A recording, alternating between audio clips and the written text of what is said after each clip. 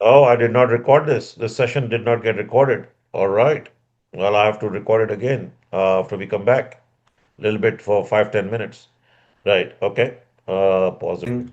Resume the recording. And just for a quick recap, what we have done on our June 28th, module number 6, we talked about System D, process ID, System D, how it manages, and we have talked about these commands, enable and disable commands, how they work. We are going to give some nice exercises to understand this concept that if you disable a system CTL service, then what's going to happen is that if you shut down the machine and start it, at boot time, you're going to have a problem. These runtime options that you see on your right-hand side are there if you make any changes to a file. For example, on the see reload, it says um, reload means you're changing configuration within a file. So if you do anything while you're sitting in the system, you have these four buttons, four options you can use to update your service and to that's the runtime options, not the boot time options. Okay, that's the main thing to understand. Now, ladies and gentlemen, I'm going to dive into our next thing, which is the var folder. Everybody, we're going to build a project next week on building our first website. Okay, so next weekend we have a fun weekend. We're going to start building our first project, and we're going to have about 10 projects that are going to start to evolve from that project. And we're going to do a lot of things. We're going to do everything real time so that you have a good exposure to the practical aspect of where Linux is being used. One of the biggest usage of Linux today is in hosting websites, managing websites, hosting apps, managing apps. Those are right now probably almost taking up 90% of the Linux space. Then of course we have the management aspect of it. So we have a folder called the variable folder, right? You all have seen this one. Uh, and this folder, Dauda, can you hear me? Usman Dauda. Okay. So when we are going to look at when we look at provisioning and configuration, we're going to be using system CTL. We're going to be looking at firewalls. At that point in time, you'll have all the building blocks. You're going to look at Pixie Boot. You're going to look at all this. This is all makes sense to you when we will package this under one. You're going to learn about installation of packages. You're going to learn about repositories. So we need to cover all of these coming up next week. A lot is going to be covered. There's small topics that you're going to cover. Then we're going to look at what is known as BAU process. Okay, BAU process. Let me make sure my video is running. Recording. Yep, it's recording.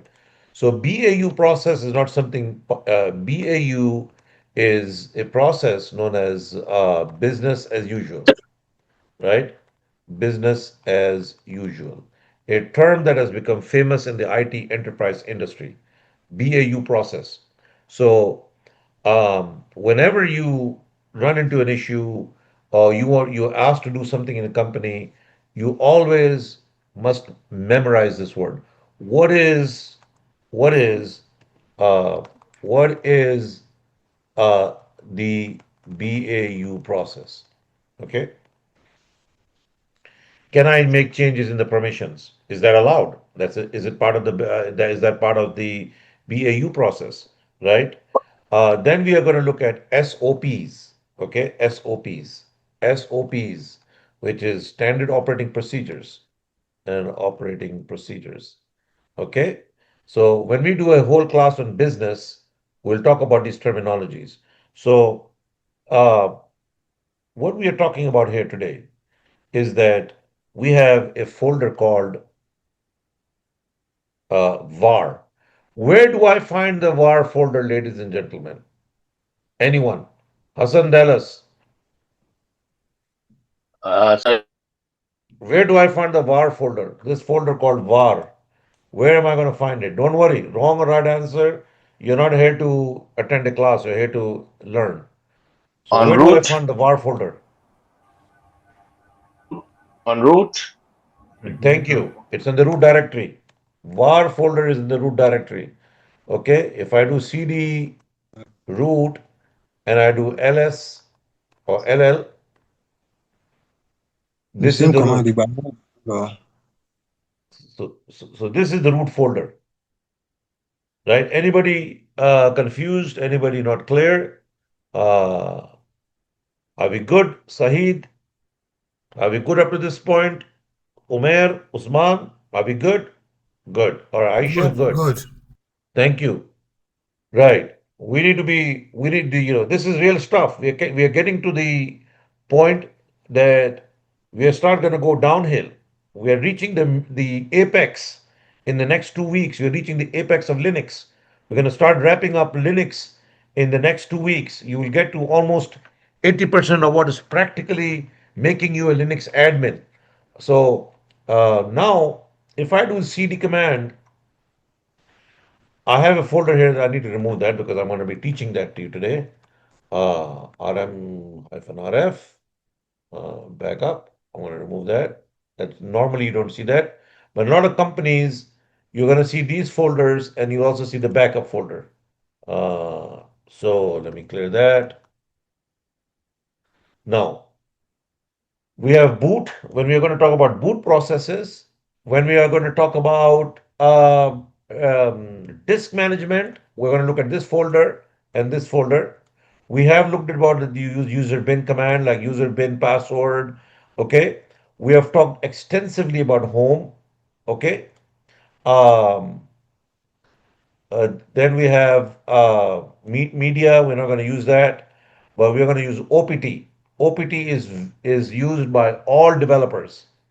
Anytime you want to install in an application in Linux, it's always going to the OPT folder. Okay, proc. We will talk about it in the end of the game when we do performance. Okay, let me remove this project. Let me remove this get stuff. We don't need all of that because those are not standard folders of Linux.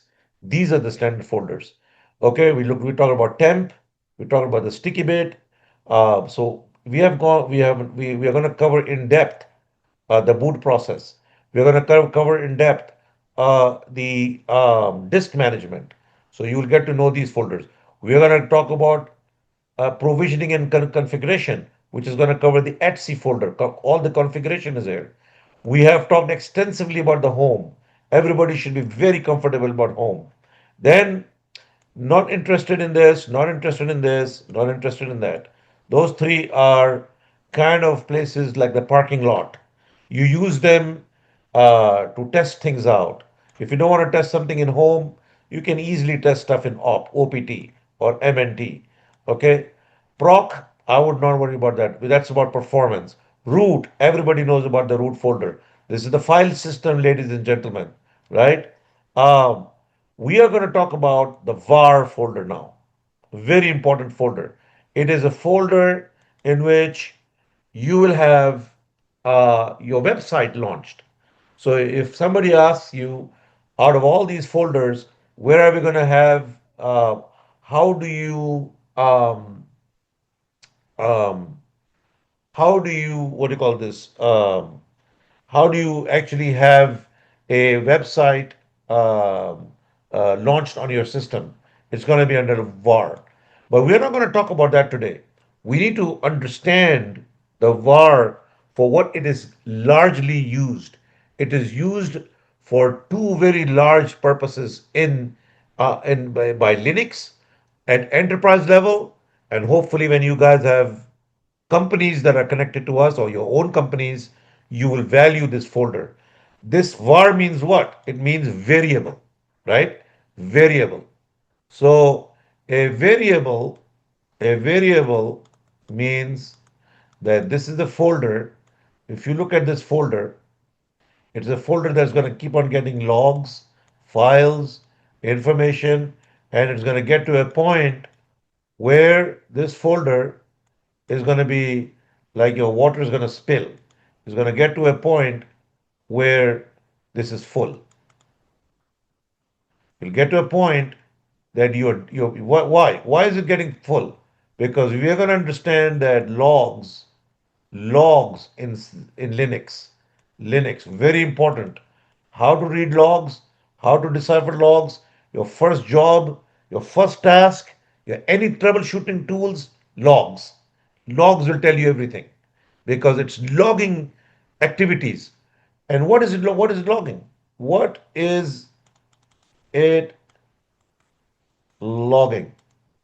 Okay, it's logging events. Okay, and these events have timestamps timestamps, right? Something happened uh, at 2 a.m. yesterday, 2 a.m., which will be 00, maybe using the military clock, 12 o'clock, 12:31, there was somewhere you had an error, okay? This is a log, right? Where is this log going to be? They're all under var. You don't see any word log here, do you? So you're not going to have any logs here. You're not worried about logs. No logs, no logs.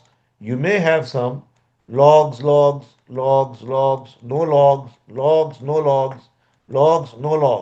logs. Are we clear? Are we clear? Yes, sir. Are we clear, everybody? Yes. Yes, Yes. sir. Yes, sir. Okay. Yes, sir. Yes, sir. Don't be confused in Linux. You have one place to find your logs. Your mind should be in one lane. var, variable. Why var? This is slash var, which means variable, which means you can keep adding as much as you want, but then there's a point where this folder is going to be full. What do you do then? If it is full, what do you do? How do you manage? How do you manage? Your manager is going to ask you day one, okay, you have an impressive resume. You worked for Nexus for 6 years. You worked for us for 6 years. And can you go ahead and take a look at the logs? We got a problem. This uh, this var folder is full. Okay, is full. And there is one command that I have shared in the very beginning that you have to run. You will get it. We are going to talk. It's going to come under that command. It'll come under when we talk about disk management. Disk management. Remember, this is a disk management issue. But I want to separate the disk management issue from the log issue. This is where people get confused in Linux. You're teaching disk management. Remember everything that when we talk about storage, okay, that we are going to talk about storage. And then we're going to talk about disk management. Okay, how do you manage a disk? How can you make the disk? Like for example, this folder has been allocated, let's say, 5 gigabytes of storage. Okay, you have allocated 5 gigabytes. This has become full. Okay, one way one way to look at this is from a storage point of view. Your point of view is disk management. So disk management has one way to look at it is from a storage point of view, meaning look at the disk itself. Let's look at the disk, right? On this disk, right, you have some space and this is 5 GB and it's all full. You're done. Now, we have a disk management tool we are going to learn next week right? That says, okay, there is a way that this so-called fixed space that you have a storage unit you bought. The storage unit you are paying is $100, a small storage unit. Now, suddenly your daughter comes to you, you didn't need the storage, you had some small tools, some small stuff. Suddenly, your daughter is moving her house. She has a lot of things. She is in transit. She says, "Hey, I want Dad. Can you put all this stuff in your storage?" And now you're like, "Oh, I don't have the money." She comes to you as a father. You have no option. You say, "Okay, well, I'll help you out. I'll I will increase. I will increase. I will I will go and buy more storage." Okay, that's how disk management works. Disk management, and we're going to learn about how we can make this disk management, how we can increase it. Today, we are not talking about that.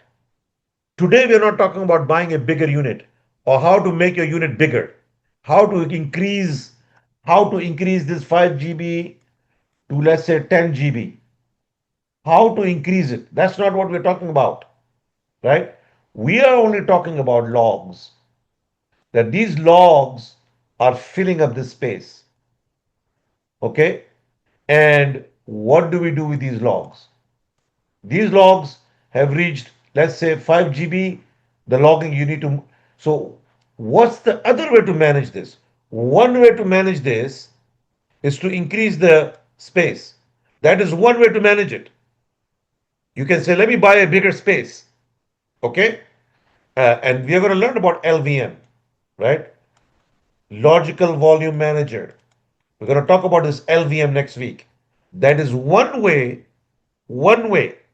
we can say, okay, we can go ahead and uh, use this method, LVM. Let's increase the space.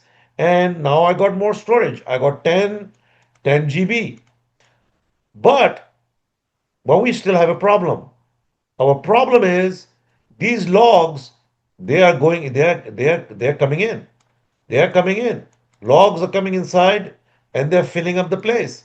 You were here at 5 GB, you made 10 GB, and now that's filling the 10 GB.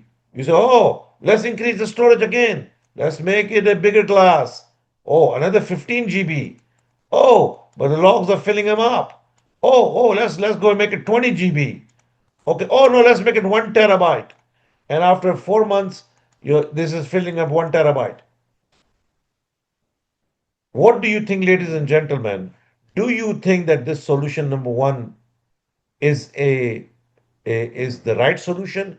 It is a solution. I'm not saying that if you don't increase it from 5 to 10 to 15 to 20 to 1 TB, but the logs, the logs, they are coming. You have 5,000 servers working. They're they're dumping the logs. They're dumping the logs every day. You're working in a company, right? An enterprise level company has logs by the minute, by the second. They're filling them up. So this all gets filled up. So what is the solution? One solution we are going to discuss next week is we can increase this from 5 to 10, uh, 15, 20, 1 TB. I can do that. Okay.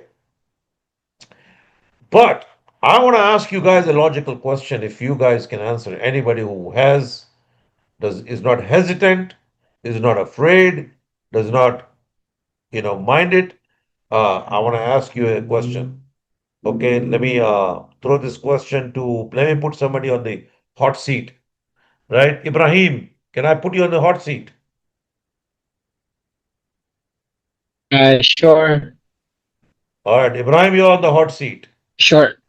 And believe me, everybody that makes it to my hot seat Alright.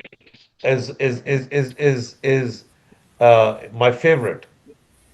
Okay, so so don't worry. All right, Adelo, no problem. If your connection is bad, I'll pick anybody. Ibrahim, my question to you. Everybody, listen carefully. I hope you're understanding this. The logs are filling up. We are filling up this. We went from 5 We increased to 10. That was not enough. Then we called up the storage team. Uh, we raised a ticket. We got a ticket, and we asked the storage team, please, can you increase from 5 to 10? Okay, so they went from 5 to 10. Now, after 4 days, the 10 is not enough. Oh, we said, okay, you know what? Let's get 20. And he said, oh, okay, after 1.5 months, 20 is not enough. He said, you know what? Let's not waste time. Let's just get 1 terabyte, and that should do it. Now, my question to you is, we are going from 5 to 10 to 1 terabyte.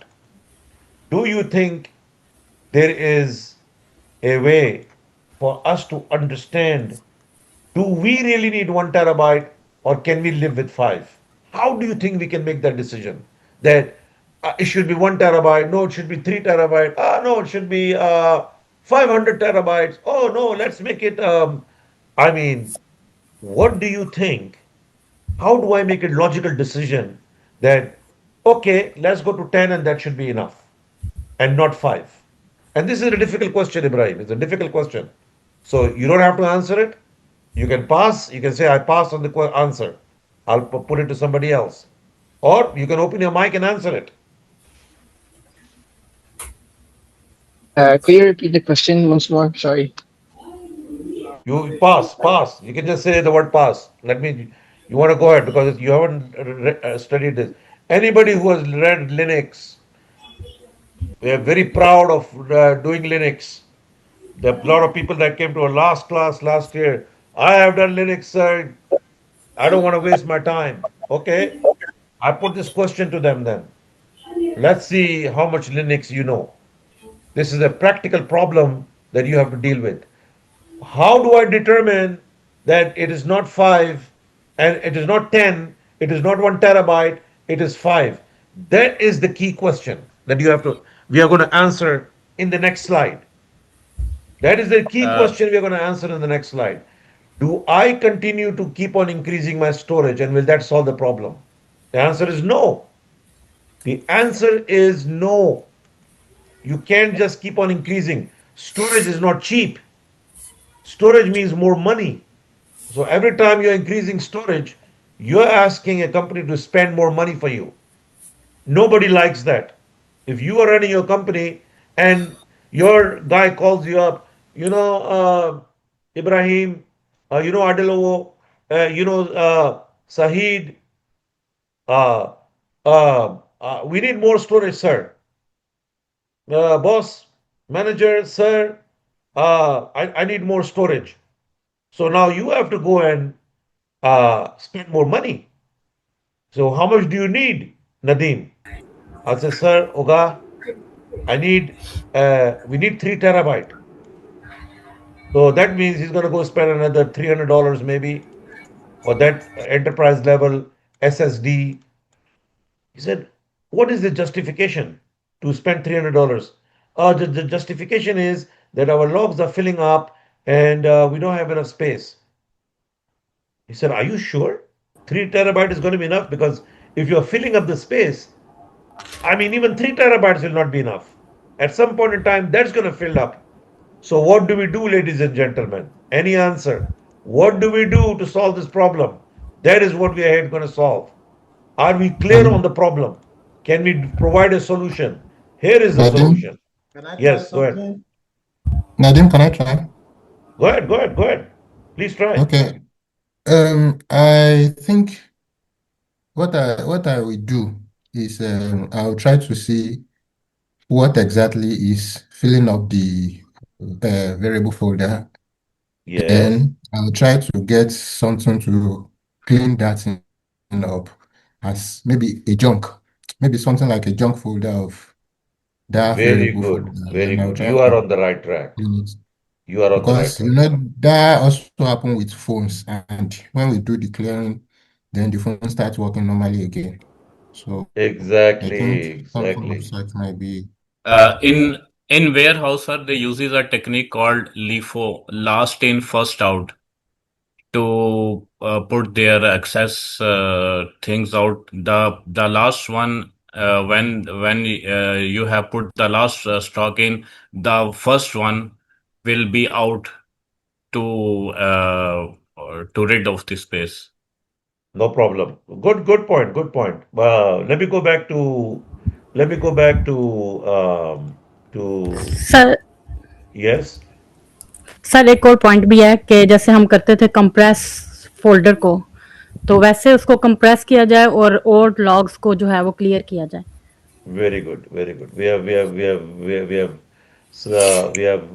very good answers. One, uh, we got Can we the say answer to that clear all the cache on the system? we can clean it, we can compress it. Okay, we can Can we compress it. Those debug? are the right answers. Number three. Can we debug? Sorry. Can we debug? Uh, uh, I I mean, think check the recent. I Yeah, think go ahead. our solution is within this two answers. We are Okay, going to clean and we're compression. going to go ahead. That compression. Yes, yes, perfect. We got two, three answers on that. We have a clean, very good. So these are logs, remember. So logs are critical, are business critical. They cannot be deleted easily. You cannot delete. Never think that a log can be deleted.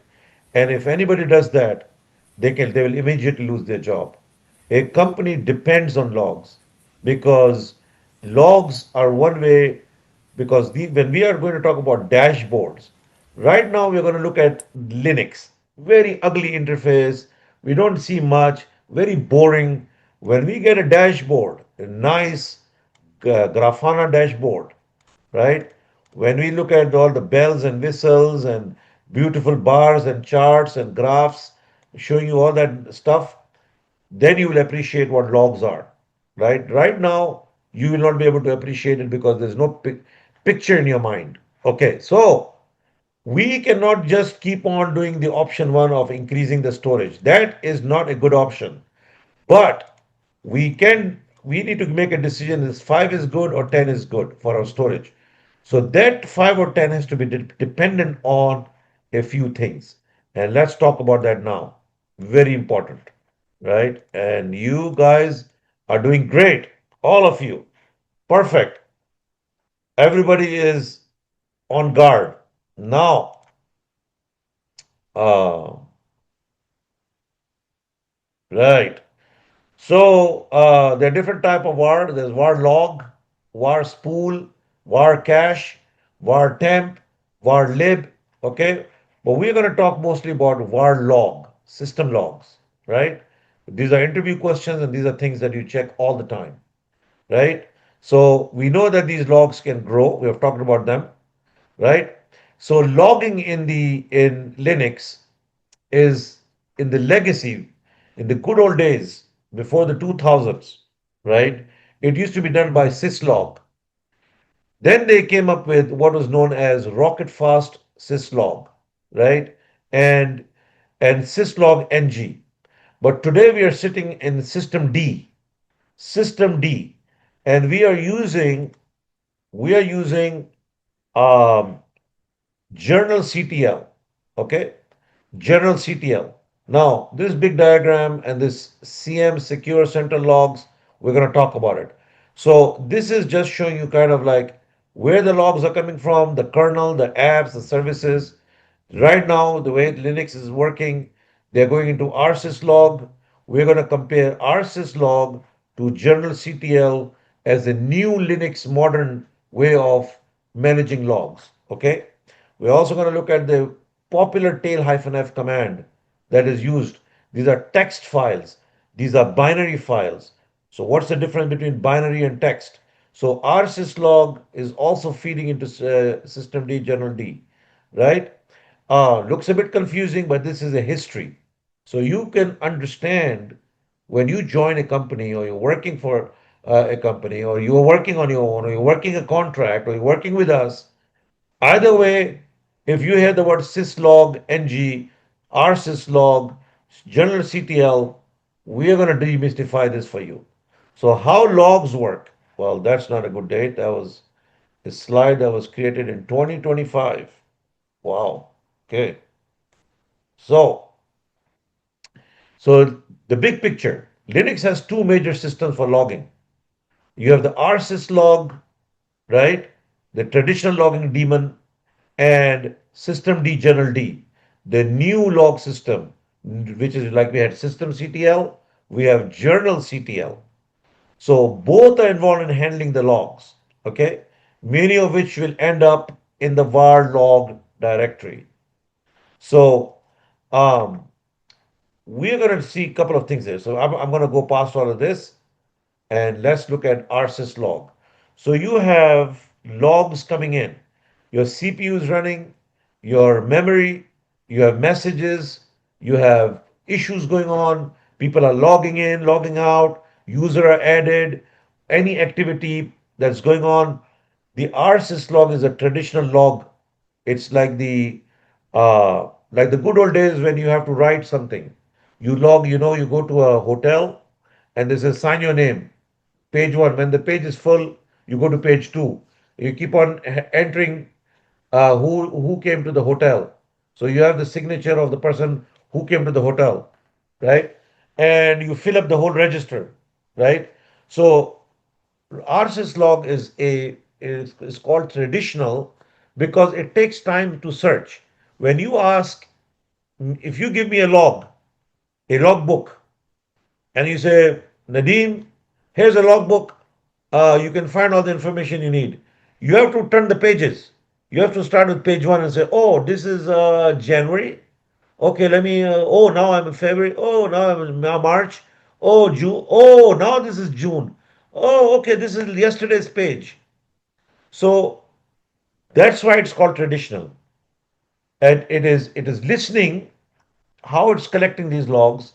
It's listening from the kernel, from the systemd, services that are running, apps, activities that are going on, and it's actually dumping that into the var log in three ways. It's writing them down like the good old days when you had a book for logbook. You're logging everything inside your book, page one, page two. So it's putting those logs in many places. If the log has to do with login, dev is logging in, logging out. Those are the security logs. There's a question on the interview. Where do if I want to look at the logs and I want to look at a user logging in, logging out, which log do I go and find? Well, var log secure.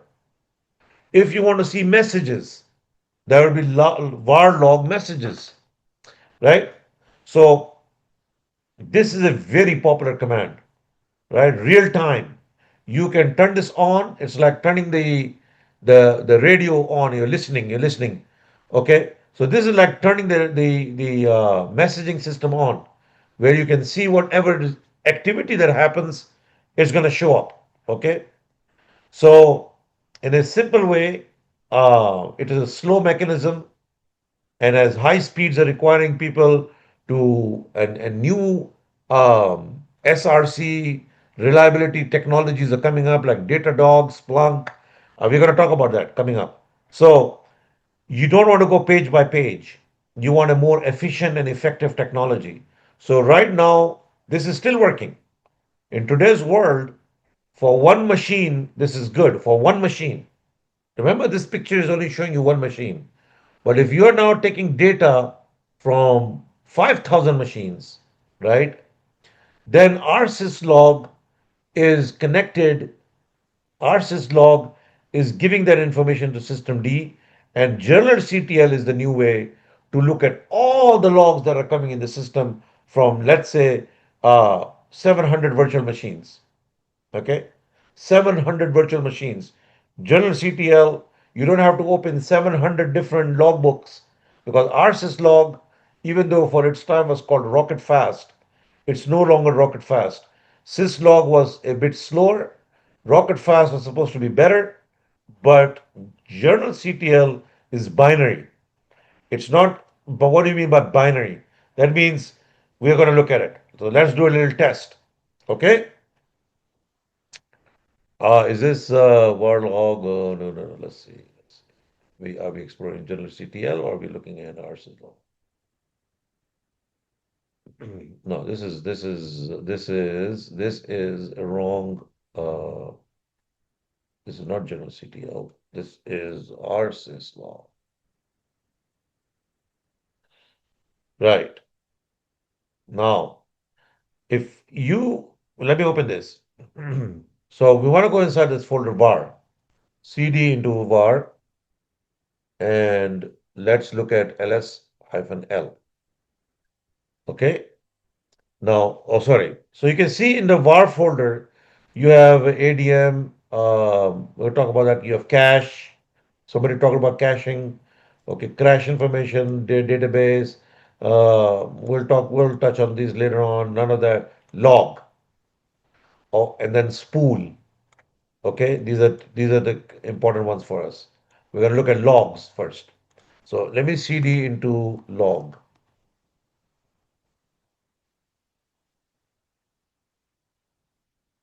Look at that. Look at that. Let me remove this because this is our assignment. We're going to do RMF and RF. I'm going to remove that.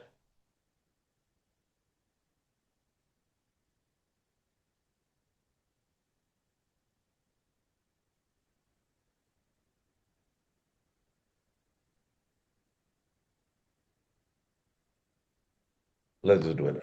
We don't need to put any. Okay. So you can see a bunch of logs. Pay attention here, gentlemen. Yeah, we're going to talk about eventually, we're going to talk about chrony.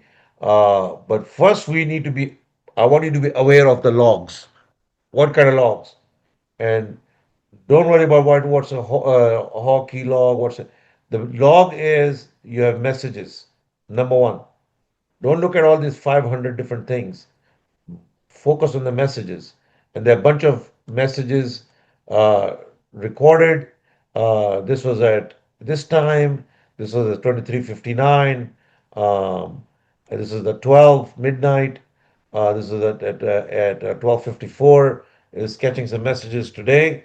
So um, and we have this is where the logs are coming in, right? So if we do a PWD, we are focused on the logs. That's our focus today, right? So in this diagram, I've shown you that we have a bunch of logs, right? We have the firewall D, the last log, who is the last person that logged in, even that information is getting logged. Mail log, when we configure mail, we'll do that in one of the projects. Secure, where it's easy. Uh, we're not touching this today. Uh, we will touch on cron, but we won't touch on that right now. But I just want you to focus on messages and secure. These are 90% of the logs in the company, right? The other 10%, we will touch on them later on. So if I do this, right? If I open a second machine, which I already have here, R97, ABC, clear, okay. And I say, let's do a tail hyphen F, okay. You're going to do var log, okay. And I think it is var log messages. What do we have here? Right, messages, okay. What am I doing here? I'm doing what is known as a real time. I'm turning the log on. It's like you now turn on your radio, and while you're listening for anything and everything, okay, it's like turning your radio on. So now my radio is on. My radio is sitting with this blinking on the side. It's waiting to anything you do, whatever you want to do. Okay, so let's get this guy out over here.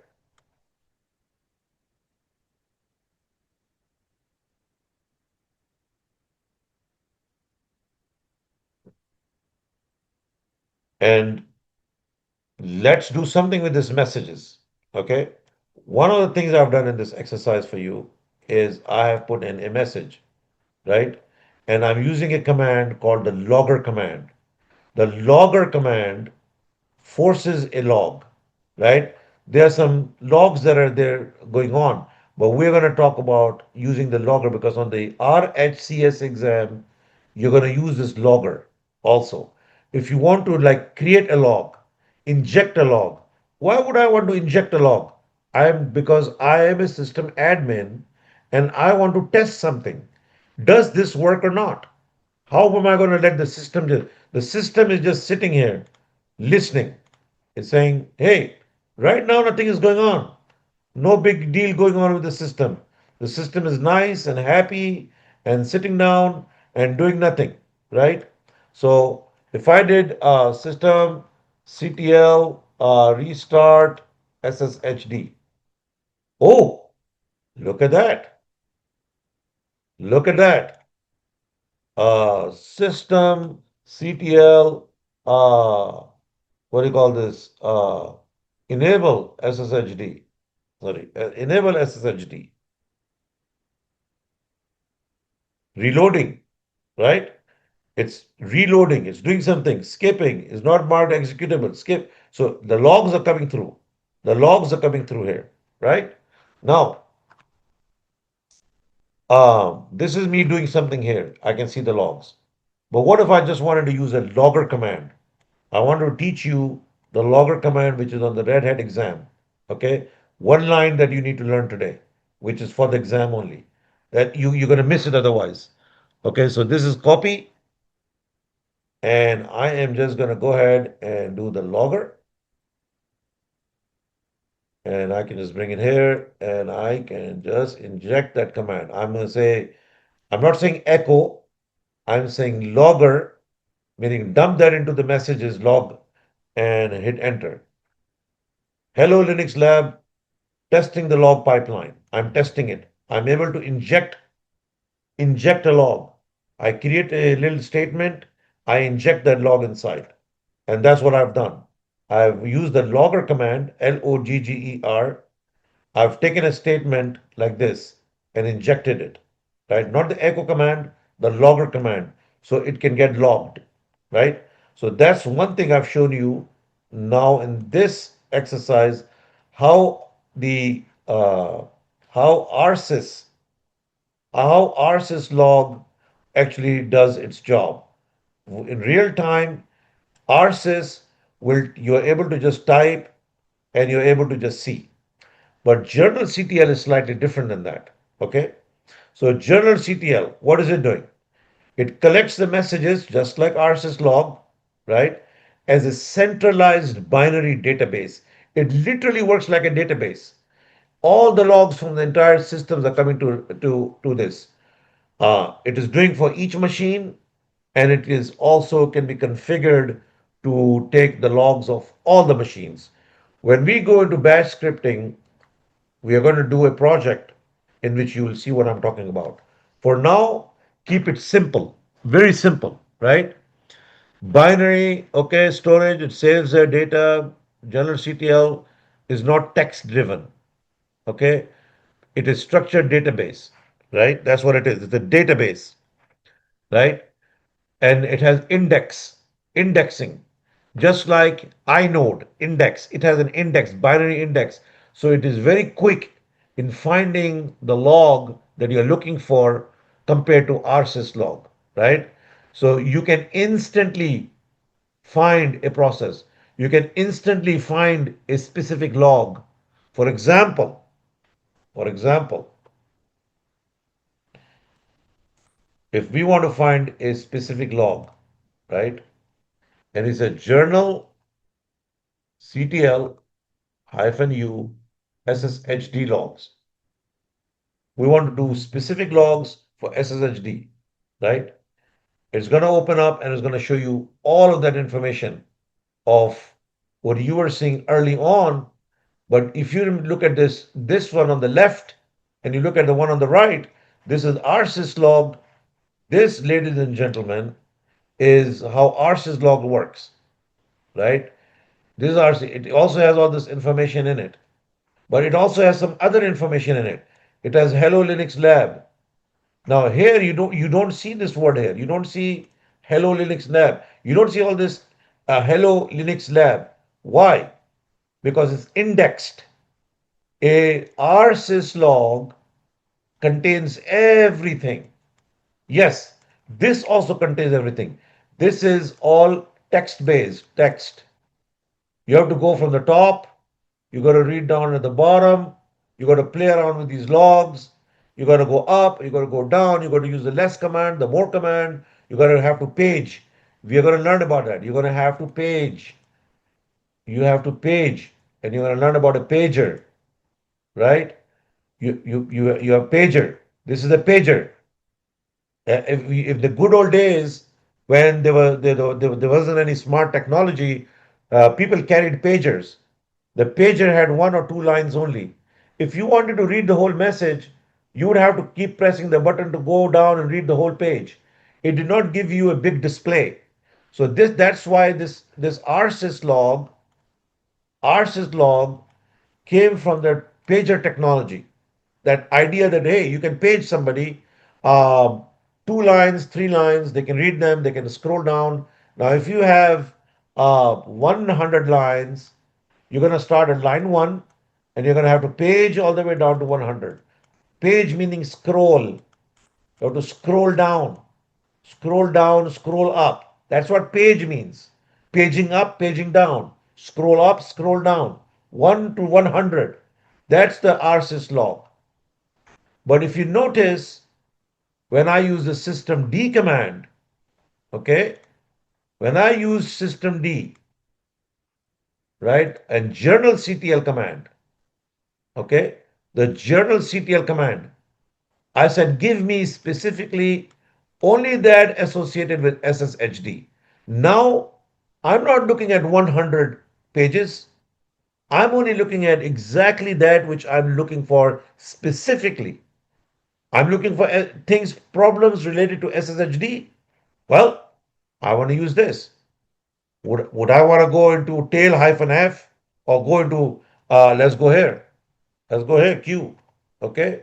Let's go here. Let's go into LL and let's go into the messages. Okay. Let's go to the message. Cat messages. So you have to page. Go up, go up, go up, go up, go up, go up. Look for the date, look for the time, go all the way down. Yeah. Where did you put that hello? Where's that hello guy? I thought there was a thing about the hello. Oh, let's look for that here. Oh, was it yesterday you said hello? Or was it today you said hello? Okay. So hello, this is the issue with rsyslog. This is the traditional way of doing things. We all have done things traditionally. We go from the top all the way to the bottom. Are we clear? Are we clear, everybody? What is rsyslog? This is rsyslog. Are we clear, Saeed? Are we clear, Mubarak? Are we clear, Umair? Are we clear, everybody?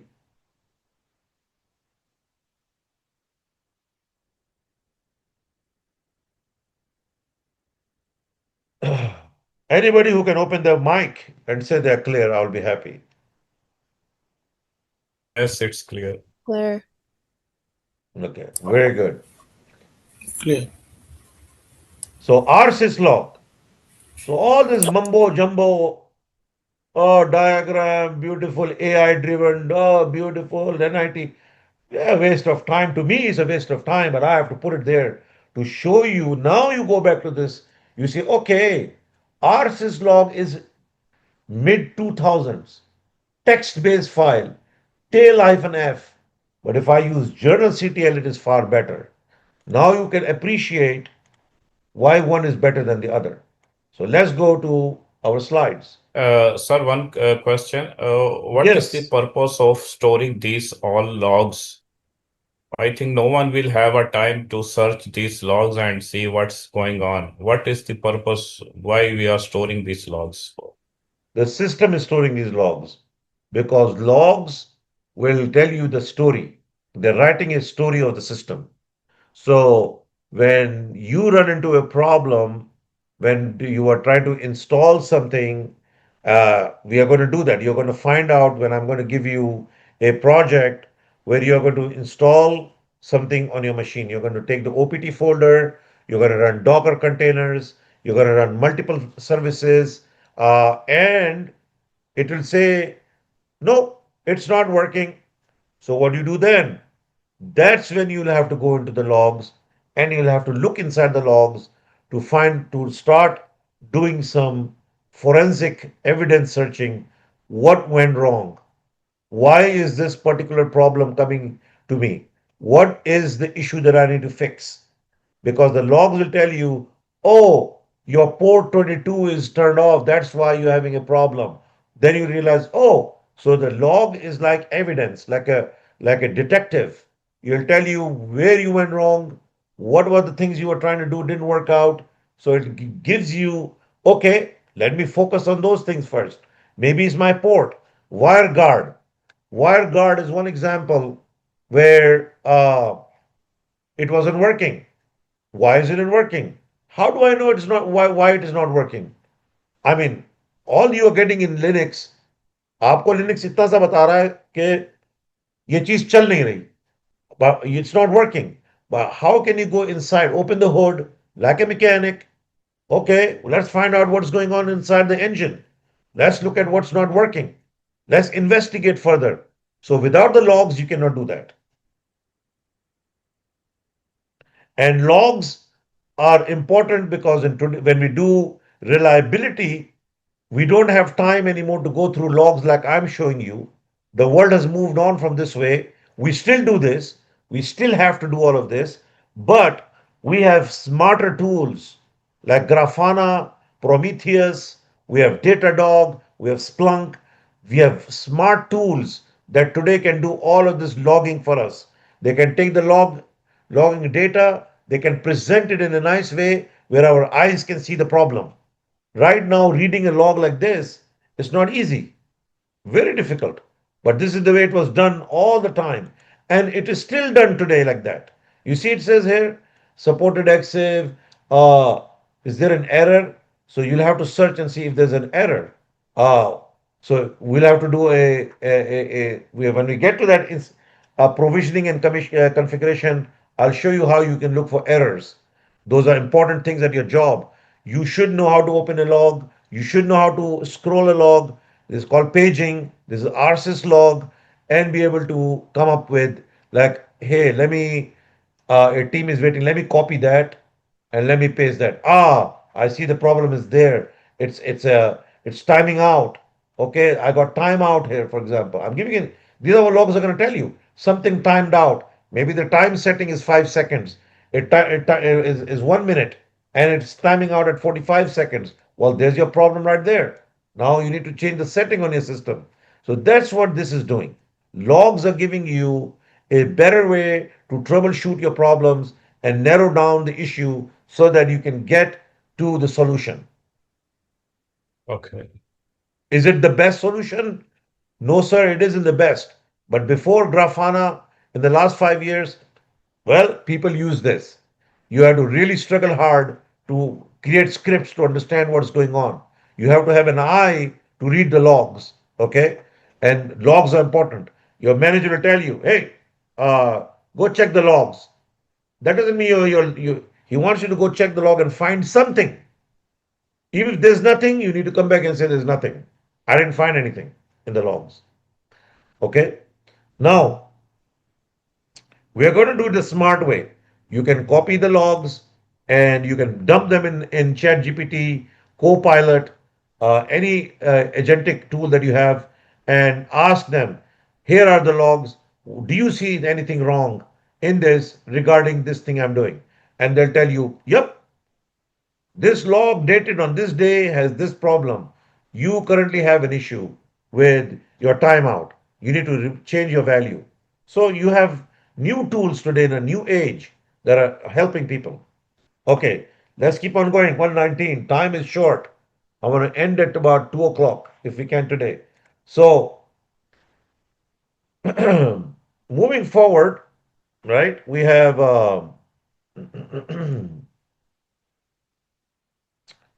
so we have looked at this. Now, this is what? Wait a minute, wait a minute. This got switched. Okay, that's fine. That's why I didn't want to pass these notes because I just wanted to be sure that we have this is RSS log. These are not RSS log. These are general CTL. Yep. Okay. Great. Now,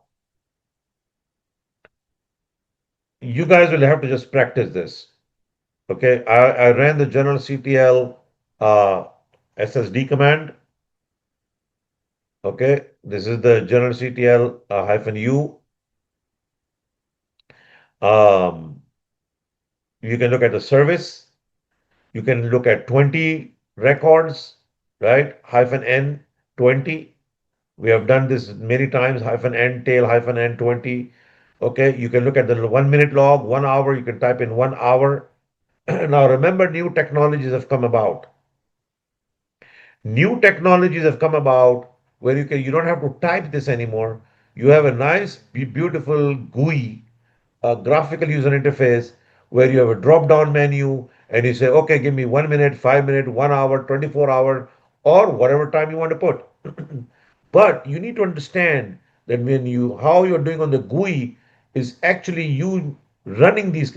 So when you go to a GUI, for example, and your manager says, okay, look for logs, click on today's logs. When you click on today, okay, you are running in the back end Linux. You're running a command in Linux, and it's going to run that general CTL instantly, and it's going to pull up those logs.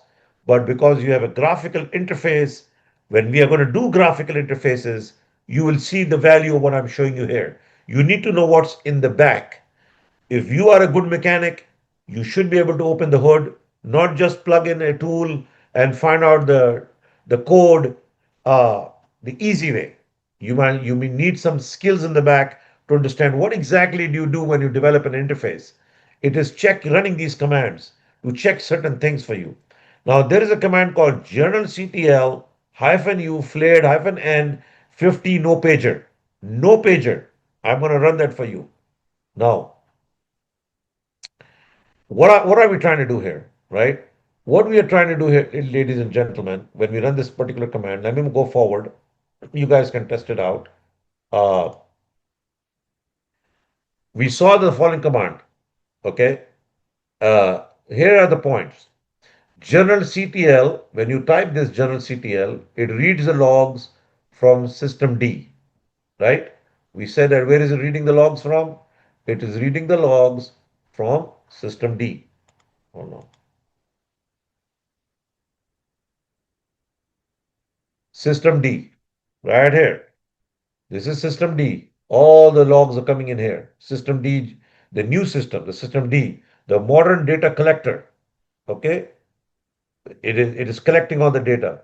This is the command you're running on your bash on your screen, on your line prompt to grab information from here. From grab all that. Uh, do you know how much data there is? There could be 90 million files of data. 90 million. I'm serious. 90, 256 million records. So can you imagine how R6 log is so inefficient and how general CTL is so effective? Because of general CTL, now they've created a GUI interface. We're going to talk about it when we get to there. So we are saying here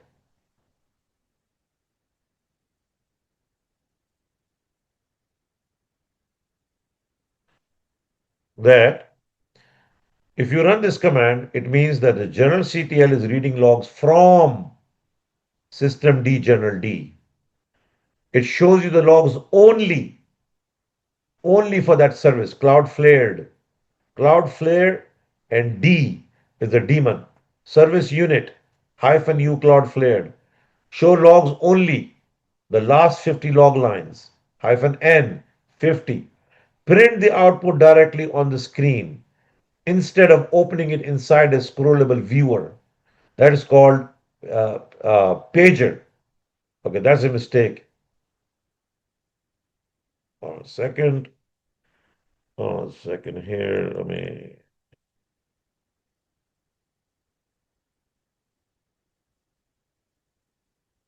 Right.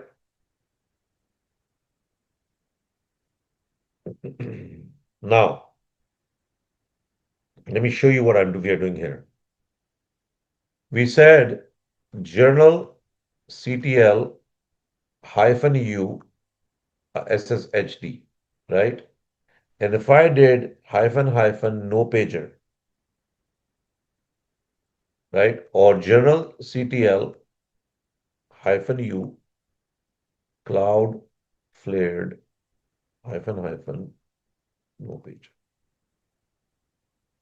Guess what? There are no entries. There are no entries. This is one of the very popular commands. You're working this is an advanced command. So I'm giving you this so that you don't get so confused. Oh, what is a no pager? Right? There are no entries for this Cloudflare, meaning there is nothing available in the system on logs because you're not running that service in here. So no entries, it's telling you that, right? So you use this command as no pager. It doesn't open up another view or some other file. It's basically just going to give you uh, an output. A no pager is this is a pager, right? Tail, sorry, um,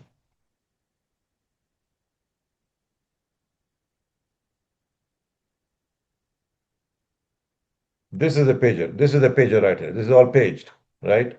If you're running them like that as a page, see a pager.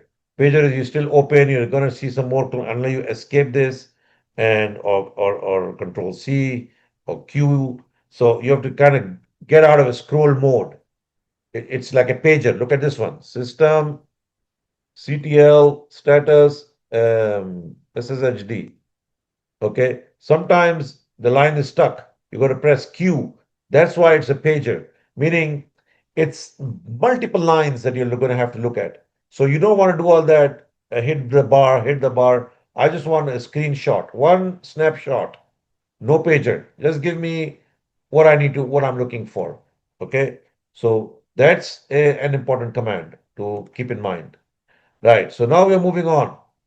Now, there is something we're going to learn coming up, which is SIEM, Security Information and Event Management. This is where technology has gone now. So, in the context of logging, right, collection, right, so this has become a big thing now. Centralized log aggregation, log correlation and AI analysis, real time alerting, compliance and retention. This is what we call SRC. I'm introducing this to you now, and we are going to have a whole topic on this where you're going to build dashboards and you're going to do centralized log aggregation, log correlation and AI analysis, real-time alerting, compliance and retention. And you have tools like Splunk, ELK, Microsoft Sentinel, Wazoo, Datadog, Grafana with Prometheus. I can go on and on. I don't want to talk about them here. I just want you to understand that there is a centralized log aggregation mechanism now with multiple servers. There is one server having a problem, that is fine. What if you have multiple servers having a problem that are part of a load balancing system? So we'll talk about all that. I want you to just understand this. Next, let's move on. Answering the $1 million question, log rotate. Log rotate is something that you get to do at your job. Log rotate is a log management tool. Rotate means it's going to do a few things. It's going to rename the logs. If somebody said compress, it's going to compresses the old logs. It deletes the old logs. It gives them the number of days, and it is going to prevent the var log from filling up. That was a question we were asking. What we did in between, I did in between that question in the beginning of how the var log folder is filling up. I showed you the engine. The logging engine is rsyslog, also is syslog ng and systemd general D, right? These are the agents. You can see here, these are the agents. They're grabbing information, giving it to General D. General D is creating a binary. You can check it out using this. So this is all filling up in where? var. So this is the engine creating the logs. So we have talked about the engine that creates the logs. Now let us talk about how to clean the logs, how to compress the logs, how to delete the logs, how to remove the logs, right? So you have I'm not going to go over this because we're going to go over this when we are going to do a graphical user interface, right? So we are not talking about scalability. We're talking basically about how logs are coming into rsyslog and syslog, right? And then you have a consolidation, aggregation, and after that aggregation, you have tools that are there to look at this in an aggregate, centralized, aggregate manner. If we have 10 machines, the data from all 10 machines, the logs are coming in, and now you have a, a system in place that you can view these logs in a much simpler way. And that's one of the classes you guys are going to learn SRE, SRC, site reliability engineering jobs. Your resume is going to say that because people think, oh, is that Linux? I want you to answer that question. Is it Linux? Yes, sir. It's all Linux. Before you get to the graphical part, everything is coming as Linux. Do you see the two black boxes? That's Linux. Do you see this? This is Linux. But this is also riding on Linux. This is the when you're sitting on the saddle, riding the horse. This is all that nice graphical stuff. Okay. So what is log rotate? Right? Remember, log rotate relies on a main configuration file. Right? There are two files for log rotate. There's the logrotate.conf. This is the main configuration file. And then you have a designated directory for individual applications. Doesn't make any sense right now what I'm saying. So don't worry about it. I want to show you what this all means.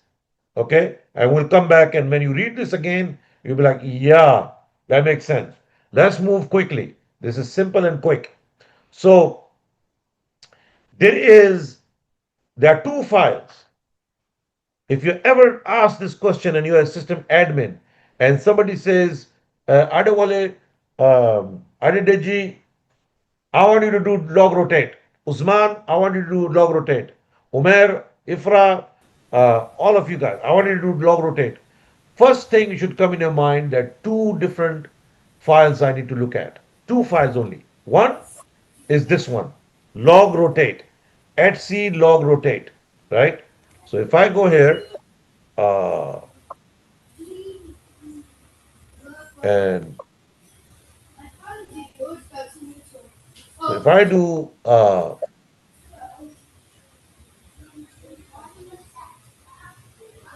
so look at the two files. Let me show you what they are. There is @c log rotate.conf and there is @c log rotate.d. So if you have to memorize, @c log rotate is the same word, log rotate is the same word. The only two are the changing the configuration file .d file. So that's it. Very easy to understand what these two files are. Okay. So let's go here and let's look at the first one. Control A, delete, and we can do cat, right? As a CD or cat. Cat. Oh, it's a CD. Okay, we got to go CD into it. Okay, hold on. So let's do this. Let's do this. Let's make life easy. Since I am confusing myself, I have to go to the first step. CD @c LL. I can find here the file that I'm looking for. Log rotate. A, B, C, D, E, F, G, H, I, J. There you go. There's log rotate. Log rotate.d and log rotate.conf. So I was trying to cat, I was trying to do CD, I don't know where I'm going. Well, one is a directory with the .d one, and the .conf one is a text file. So clearly, I can just go and cat my log rotate dot configuration file. So it says that everything, all your logs in your in you have rotate my log files weekly. So weekly is activated. Keep 4 weeks worth of back to back to back logs. Rotate four. Create new empty log files. So create. Okay. So this is every company has this setup, and this is the standard setup from Linux. So we're not going to touch this right now. We're not going to talk about all of this right now. Don't get carried away. So we're Yes, sir. looking at what's inside the folder, inside this text file. Let's look at the other one. CD log rotate dot D. And Dot if I again. look under that, I have bunch of applications, Cronny, DNF, Wire Firewall D, and let me remove this because I've already tested this out. My app, yes.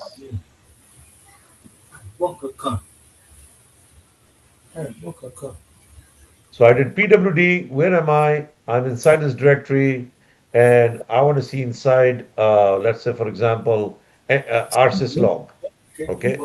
So if I do cat rsyslog, it shows me um, specifically how rsyslog are configured in this machine. Okay.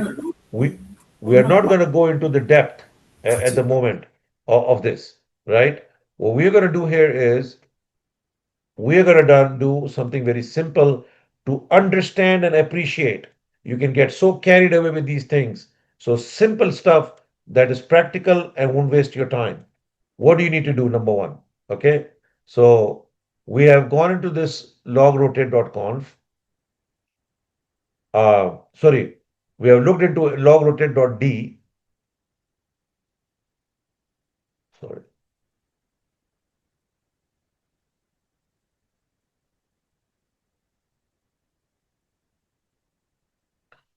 And what are we going to do? So when you install a new app, okay, we're going to create a log file for our app. You have a brand new app. This is one of the projects we're going to do. You have a brand new app, right? And you want to log everything about that app, whether the app is functioning fine, whether it's failing, whether the app is crashing, whether the app has is doing what it's supposed to do. So you want to gather all your data about that app. And that's this. I'm giving you a practical problem. This is something you must know how to do, and then you'll understand what we are talking about, right? So first of all, let us look at this exercise that we have. Okay, it took me a little bit of time to put this together, to be honest with you. But this is a good practical one that I've done at for our own company, for our own apps that we run. Okay, so first of all, you want to create a file. You're going to create a file called touch, right? Var log. Remember, we are logging var log. Okay, I'm going to create a new file, a new logging file. I'm creating a new app, a food app. I'm creating a mechanic app. I'm going to create something that I want to do, right? And all of you should remember, if you have a business opportunity right now and you want to create an app, get in touch with me. Let's start working on it so you can start making some good money while you're still in this class. So my app dot log. I'm creating a log file under the var folder, right? Remember, under the var folder, we have messages, we have secure, we have system files, but I have a new app and I want to log everything in for that app, my app, okay? And so I go ahead and create my app. Let's take a look at this. Control A, um, ls hyphen L, okay? And I've created my folder there. Next, right? So I have my app log. I've created a new file, a new bucket. Let's call it a bucket where we are going to gather information inside this bucket about my app. Okay. So let's echo initial log entry date, blah, blah, blah. We'll just put something in there into var log, memorize var log. Walk around var log message, var log secure, var log message, var log secure. In a company, if you knew nothing and you just said var log secure, var log messages, your manager will clap his hands. Wonderful. This guy knows about logs. So if you want to just shine, memorize var log and two words after var log message, var log secure. That's it. Now, my app.log. What am I doing here, guys? Asim Nazir, क्या कर रहा हूं मैं यहाँ? What am I doing? Ifra, what am I doing here? You are echoing initial log Data. entry data into my log file. Thank you, sir. First Thank you line. very much. Thank you. Thank you. I'm putting I'm logging some data. Very good. Now I'm not using the logger command because logger command works with the system message. I'm using echo to simulate. I'm not using logger. Remember, logger is only for messages for the system level. This is just a app I've created. The system doesn't know what this is. It's just a file. The system is not going to dump anything inside here. The system doesn't recognize this. So I have to just simulate by saying echo this. Okay? Hit enter. Because remember, ladies and gentlemen, remember one thing. If you have an app for your mart, right? And your app is got, has got a home page and has got, configuration, contact us, whatever your app has got. A nice, beautiful app, right? You have a nice, beautiful app, right? And you've got it, a Disney app, right? A nice Disney app, and guys, a Disney app, okay, Disney, okay. So you have your Disney app, and you want to, you want to log all the users who are buying the tickets, and you have a ticketing site. People click on it, they buy the ticket, and they're gone. Now somebody comes back and says, "Oh, I bought the ticket. I have a log." Now, are these logs going to go to secure? Are these logs going to go to messages? No. This is an app. So I have created my app.log. In the program, in the code, in that code, when anything fails in this app, I'm going to write a code in here that says, just like the echo command, I'll have a code that will say, put everything under var log my app.log. And the developer will have to write it here. The developer will have to put it inside hard code. The code will tell you, hey, anything dealing with this app, any problems happening in this app, they need to be directed to this my app log that has been created. Are we clear? Are we clear? Yes, sir. बात समझ में आ रही है सबको? Everybody is understanding? एक system के logs हैं, logs of the system है. We are not talking about system log secure, system log messages, system log alif bete, A, B, C, D. No, those we are also going to be looking at them. Yes, you are a system admin. If there's a system level problem, you're going there. If there's an app level problem or a web level problem, you're going to have to look at a specific path where you have created my app log.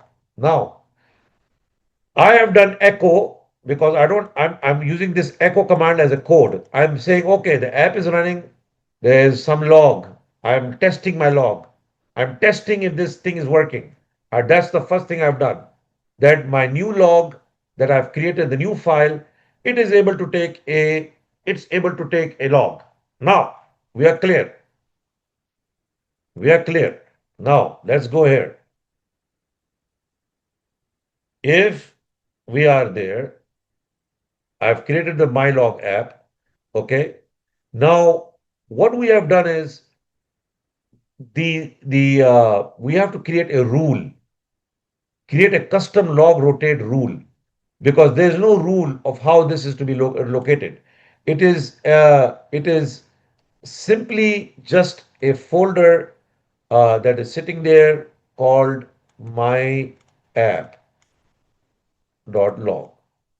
Okay, data is coming in, data, whatever it is all coming here. And this log is sitting under the var log directory. This is the main directory, and everything your developer, as a developer, you have your my app log, you may have a website log, you may have other logs. This is one of the logs, but there is no rule. No rule. The system does not understand log rotate for this. Log rotate.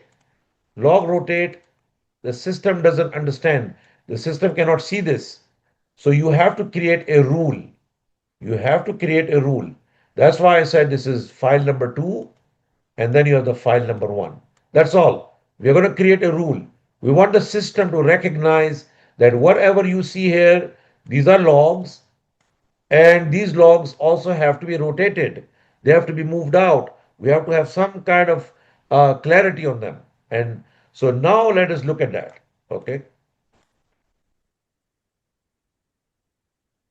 So if we go into the log rotate.d, right? It let us, where did we create? So we have the my app and the rule. Perfect. So if you go into so now want to look at the rule. Want to create a rule. Okay. So let's look at the rule, which is cd etc log rotate dot dll. As you can see clearly, we don't have my app. So I'm going to go ahead and touch my app dot, no, just my app. Now if I do this, I have my app. Now if I look into my app, if I vi into my app, I'll see that it is empty. I press I for insert, okay, and I have copy,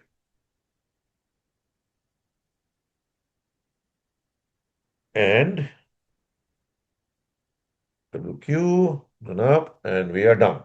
Now I can cat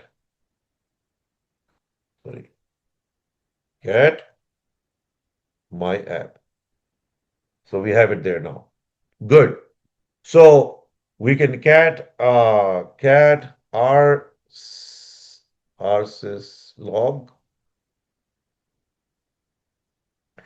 and you can see that we have almost the same rotate 3 my var log my app. So that's my log and you have var log cron mail, because this particular syslog has bunch of paths it gives and what it is looking for inside those paths. We're not going to talk about all of this. This is the part you do not need to worry about. Just follow this to understand what I'm doing, and you can't go wrong. Trust me on this. I've used it. I use it. Okay. Now we have. Oh, we have, what is that? Yeah. Okay. So we got that. What happens next? So log rotate runs automatically, right? Log rotate, that utility, just like a daemon, it's running in the back, runs automatically via system timer. Okay. So we want to run a test and see if this log rotate is actually working or not. and confirm that the logs are being rotated. Okay, so I want to show you what happens when that rule, that timer of log rotate is working on this.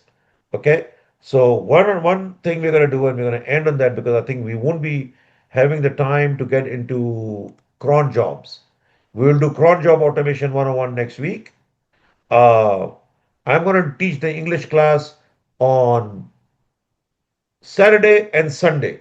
Urdu will be on Monday and Tuesday. The reason why is because we have to cover this, not only this, and some other additional stuff within 3 hours and knock it out of the way. So let's uh, get to the point where we can wrap this up. We have this. Let's go down here. Okay. And now I want to show you this because, and I'm going to send you the file so you guys can play with it. If you guys are comfortable next week, you'll enjoy yourself, right? So if I did log rotate hyphen f at c log rotate dot d my app. Remember, we have used the hyphen f command before. We are like a tail. We want to see real time what is going on. So if okay, um, did we? Okay, let's see. ls hyphen l. Okay, this is log rotate dot d my app. Okay, that's there. Yeah. Uh, why didn't it? Oh.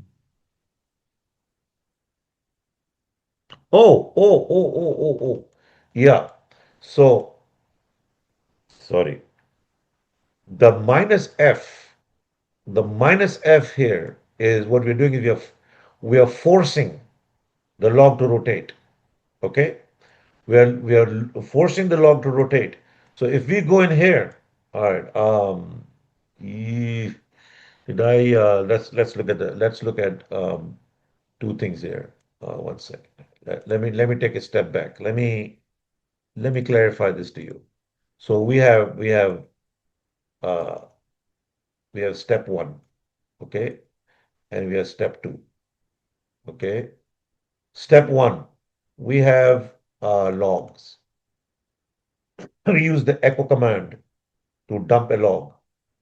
Where did we do this? We did this in var log myapp.log. Okay. So what we should have done the right way, I'm sorry because I'm putting this lab together. Uh, what we should have done is we should have gone to cd var log number one. Let's do step one. And let's look at our log, which is rm-rf.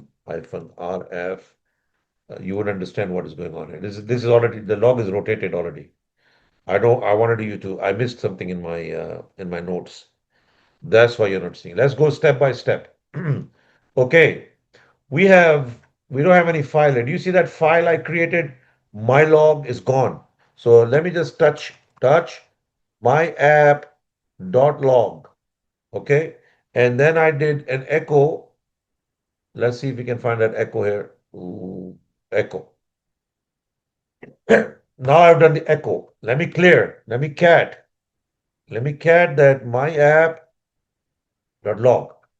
This is the data entry inside there. Now, where is this residing? This is all in the. No. Here we go. So our my log is sitting in this directory A B C D F G H I J K and I'm gonna pick you my app.log. And what is inside the my app.log? I have that data, right? Now I am saying that this data is full. we are going to do an exercise where I'm going to fill this log up where there is nothing left in it. We are going to do this when we do disk management. So there are two parts even to this. We'll get to the disk management part, like I said, later on. So all I want to do is rotate the logs right now. Let's not worry about the size of the file. We're not worried about the size. We're only worried about the action. Take a log. I see this log. This log is full. I want to rotate the log. I want to remove this log. I want to compress this log. So let's go ahead and compress it. How do you compress it? Step number two. Step number two is how we compress it. Okay. How do we compress it? We run log rotate on that my app folder. Okay. My app folder. Because if you look at that my app, from here, clear. CD log rotate, sorry, etc log rotate dot d, right? And if I can my app, right? Um, how when I run this command, log rotate minus f at c log rotate dot d, right? And yeah, and my app. I am running the log rotate command and I am forcing it to rotate on this path on this folder. And if this is the folder, my app, under this path, it says that, hey, if you run this, it's going to open this file. It's going to come here to var log myapp.log. It's going to rotate it. It's going to look at it from a point of view of its hourly, if that's what we wanted to do. Do you want to rotate it every hour or do you want to change that to weekly? Okay. Don't worry about this, but it's also going to compress it. So when I run this on this rule book, this is a rule book. This is the controller. The right word for this actually is this is the controlling file. This file right here, this path right here is the controller, right? I don't know about you, but the controller of my house is my wife. I've lost to her. Tried very hard to control her, I can't. So this is the controller. Okay? This is the controller. So this controller that you have, I'm sure that a lot of you guys out there are thinking, yeah, this guy is weak. He can't control. Don't worry. Let's not worry about controlling human beings. Let's worry about controlling the file. This is the controller, right? I have done a log rotate minus f, I forced a log rotation. I have applied it on this my app. This my app now goes to this path. It says, look at this. Look at all of this. It says, go to var log. Go to var log. In var log, there's a my app log. Under that now, do this. Rotate it. Do it every hour. Do it and compress it. Okay, that's what I'm forcing it to do right now. Step one. Step two, let's see what it does. Okay, now before we do that, before we loop the log rotate, right? Let's do this. Before we do log rotate, let us see, let us cat, let's ls hyphen l, let us do this on var log, this path,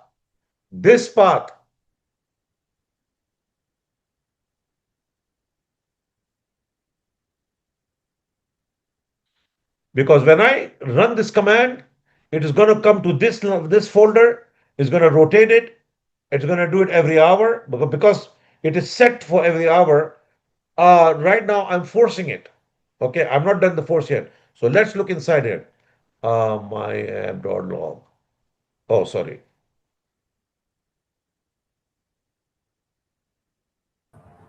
Okay. There's a folder called my app.log. Right. Now, what are we going to do? We are going to log rotate. Log rotate. What is log rotate going to do? Uh, Let us log rotate. Log rotate. Log rotate will rotate it every hour and compress it. Let's force my log rotate. Hmm.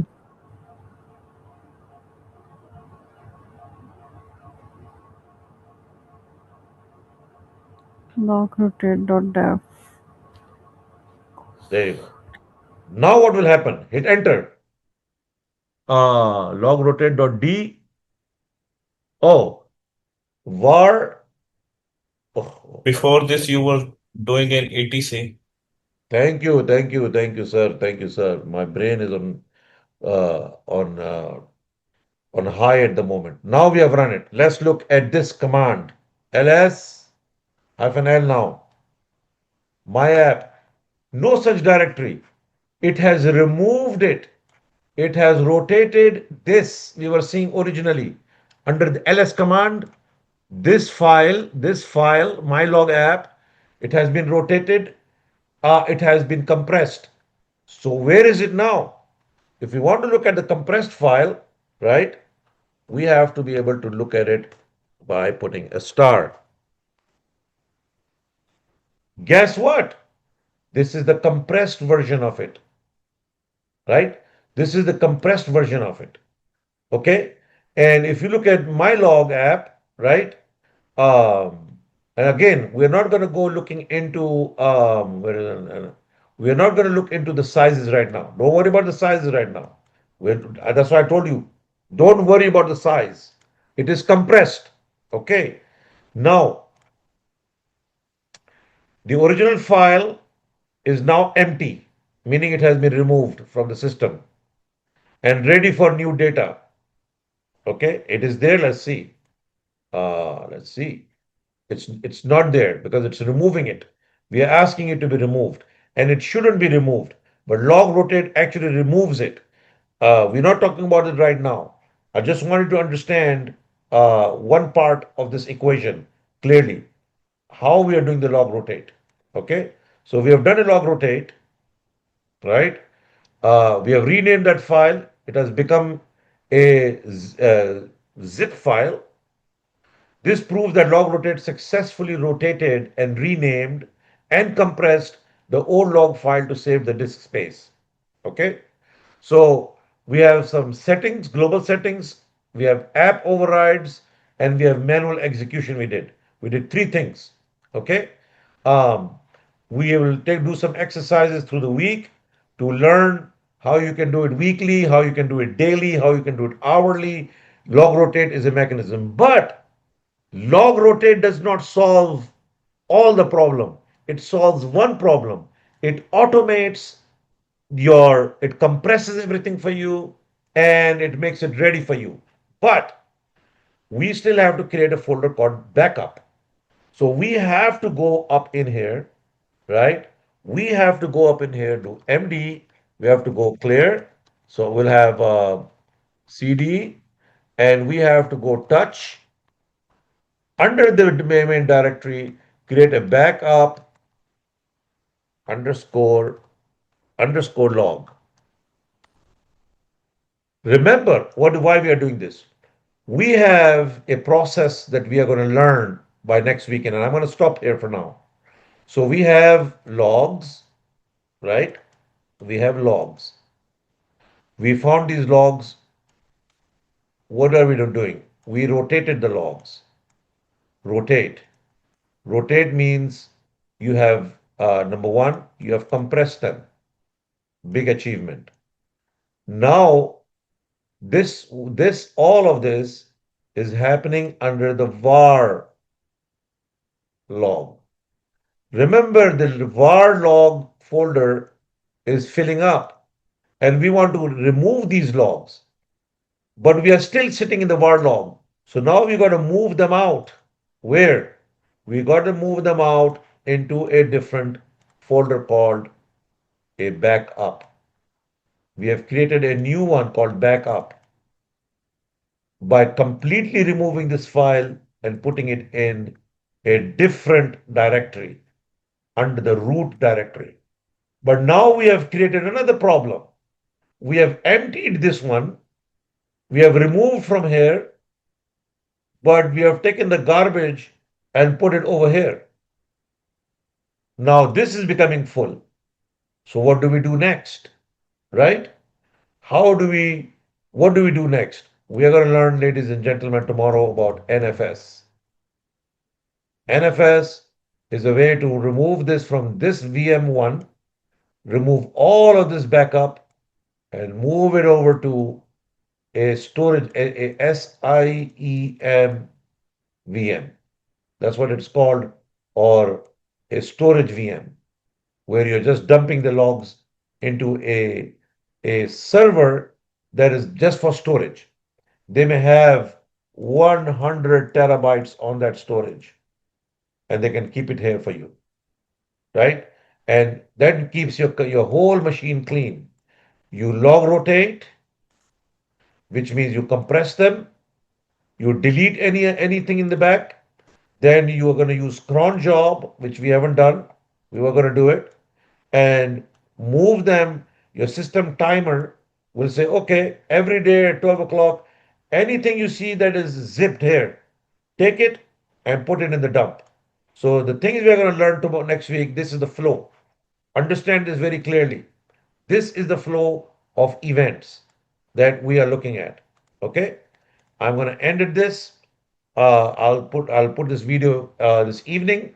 I'll post the notes, and you guys can see everything that we have. In fact, you will be able to see all the stuff that we are talking about in here. You're gonna pretty much see the archiving. How do we unarchive and archive? Because these topics are all related. When you are at a job, you're doing all of this. These are all connected together. You don't do this separately. If you're log rotating, you're archiving. What is archiving? And I'm going to just say that quickly to you. What is archiving? I'm going to end at that. So we have in our system, right? We have archiving and transfer of files. Okay?